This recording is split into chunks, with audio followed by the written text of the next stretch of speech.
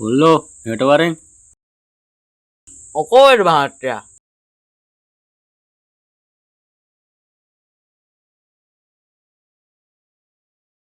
අද එකක් නෑ වගේ බෝල අද නම් පාඩුයි හැබැයි.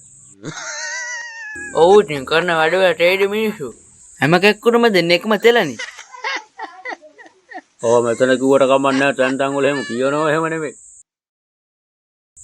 වෙද මහත්තයා මට තේරුණා. වෙද මහත්තයා අන්න අරු නේද එන්නේ මේ පැත්තට. ඔක්ක වෙද මහත්තයාගෙන් ගත්ත සල්ලි තාම දුන්නේ නැහැ නේද?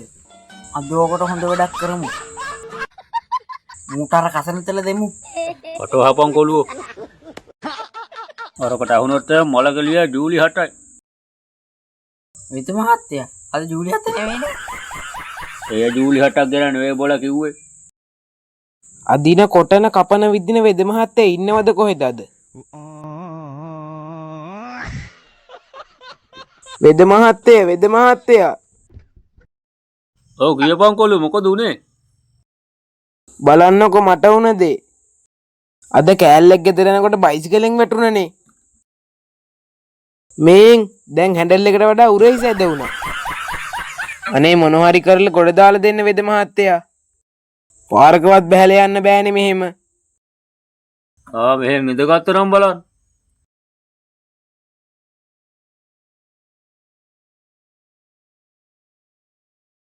කොළුවෝ ඔය රාජපුර හන්ද තෙලගෙන ආවනම් කොහෙද වෙද මහත්තයා තියෙන්නේ?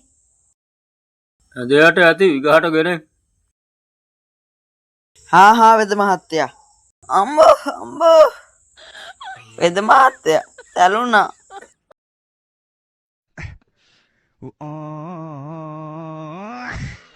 අම්බෝ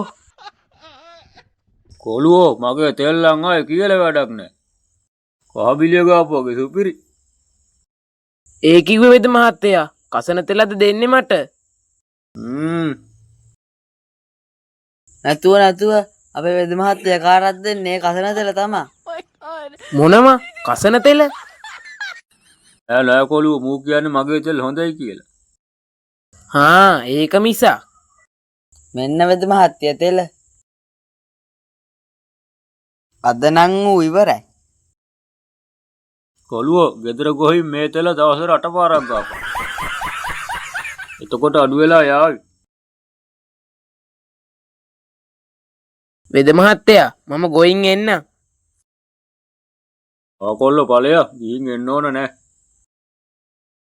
අම්මෝ වෙද මහත්තයා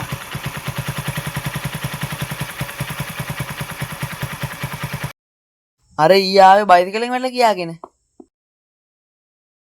අපේ සල්ලි දුන්න නැති එක හොස්පිටල් ගෙනහිල්ලා. ඊයේ දීපු තෙල ගාලා ඇඟ පුරාම පළු දාලා. මොනවා? මොඩු වැඩ කරලා වගේ මට වෙයි. මොනවා වුණත් ඌ මට කරපු වැඩ වලට යස වැඩි. ඉතින් හිටපන් කහ. ලියලාවට දුන්නම් ඔහම වෙන්නේ නෑනේ.